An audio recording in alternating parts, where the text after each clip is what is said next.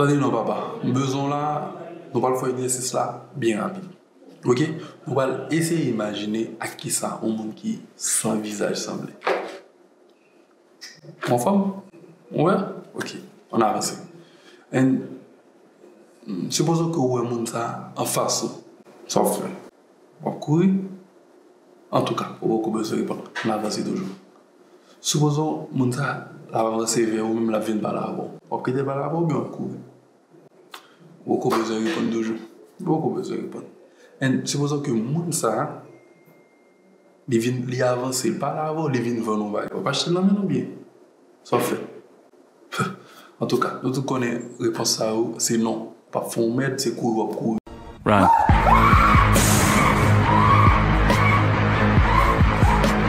Pas faire rien à mon depuis l'eau et l'eau blague.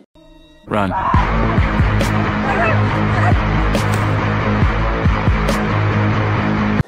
Eh bien, si je dis, les business où on pas de logo, c'est ça, on va comme ça l'assemblée, ça avec un monde qui sans visage.